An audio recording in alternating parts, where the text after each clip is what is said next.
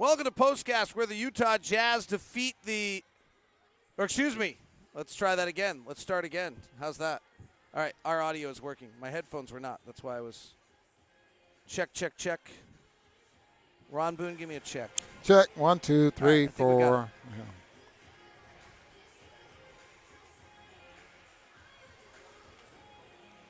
Welcome to POSTCAST after the Utah Jazz win streak comes to a close in New Orleans as the Jazz fall in overtime in a game that will not be forgotten for quite some time due to some crazy calls, incredible performances, and a loss. 138-132. We're talking about it on POSTCAST. POSTCAST is brought to you by the store at 6200 South and 20th East, as well as at the Gateway. Stop by either of the two locations and get all the great Utah's owned products there. And now we can say it again. It's time for Mudslide Cookie because the Jazz need to make you smile. Well, Ron, I usually just give you an open-ended one, but I don't think we have enough time for open-ended tonight because this was that incredible. Let's start with the first thing. There's 0.2 seconds left. The Jazz are down 1. Yes, down 1. And they throw a pass toward the basket. Rudy Gobert is tied up with Jackson Hayes and Derek Favors, and they call a foul on Jackson Hayes, sending Rudy Gobert to the line. What's your thought? Well, my thought is this, that if there was enough contact for him to make the call, then they probably should have called it. But my immediate thought was, David, I thought that the ball was not in bounds when the foul occurred. Now, not sure when the whistle was blown, but, that was just my opinion. That is a tough call to make in a situation like that, and you can see why Alvin Gentry was so upset because both Derek Favors and Rudy Gobert and Hayes was fighting down there in the battle, and they gave it to Hayes there on the backside. I'll be perfectly honest. The first time I watched the play, what I said was, I thought the play was for Rudy Gobert to tie up those two guys so that somebody else could fly in for the alley-oop. Like, I actually thought Rudy had fouled them when they first called the foul. So, amazing. My guess on this is the official saw a foul, called it because that's their job, and then thought to themselves, oh, my gosh, what have we done? Yeah, you usually don't see teams get a chance to win it at the free throw line in a situation like that. And Rudy had an excellent chance to win a close one. He missed the front end. And then he makes the next 3 free throws, but he did make the one that could have won the ball game. Brandon Ingram and Donovan Mitchell put on a show. Both those guys are in line for their first All-Star performance. It's going to be awfully close whether they both get in or not. And both of them showed they are bona fide stars in this league. The former number 2 pick out of Duke is everything the Lakers wished he would be. He was incredible tonight. Yeah, he really was. He got to the spots he wanted to get to. He has so much confidence that he's playing with right now. Talking to everyone around here, including Alvin Gentry, his confidence level is so high, and they're giving him the basketball. They know that he's going to take them somewhere, especially without Zion Williamson on the floor.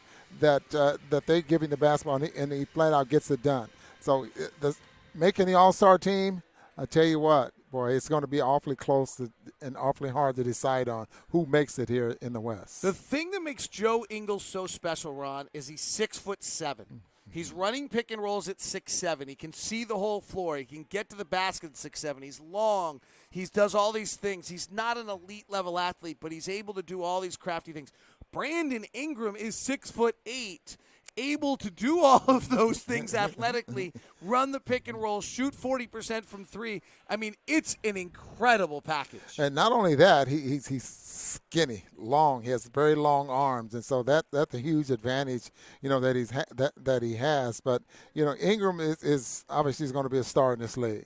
But I thought tonight Derek Favors played an awfully great basketball game, and you listen to Alvin Gentry before the basketball game complimenting Derek Favors and how he's at low maintenance and how he flat out get the job done in that center position. He's really made a big difference in the success of this basketball team. I've noticed a million people in the chat room are saying free throws, free throws, free throws. By the way, guys, we made 25 of 32 from the line tonight, which is 78%. Sure, Rudy makes one more free throw at the line, but I would point out to you a 75% free throw shooter does not make both free throws at the line. That, like, it's equal. If you're a 75% free throw shooter and you go to the line for two, it's a 50% chance you actually make both.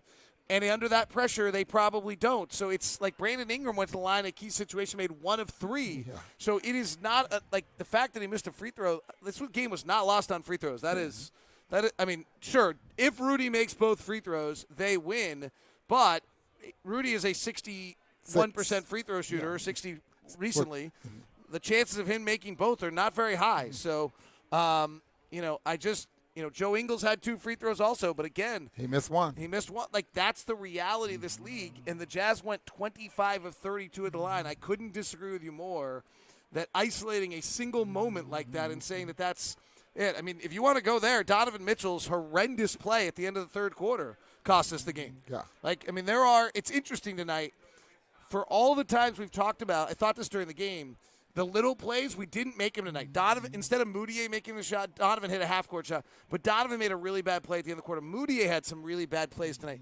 We didn't miss some of those. But late, third quarter and fourth, Donovan had 18 points in the third quarter. He had 31 points in the second half. He had added on the fourth quarter. He had tied his career high at 46. I mean, this is a bona fide star. Yeah, and you got to give the Pelicans some credit for what they were able to accomplish tonight. They have a player, Alexander, comes off the bench, knocks down some threes. He ended up for the ball game.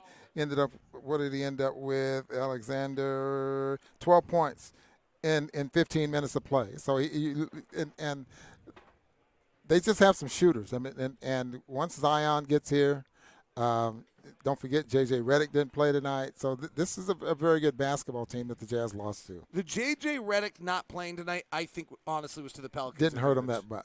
I almost think it's to their advantage. They had a very good defensive team out on the floor. We go pick it, guys. J.J.'s not a good defender at this point in his career. Yeah. I'm not sure I think that. Had that big a deal on this one.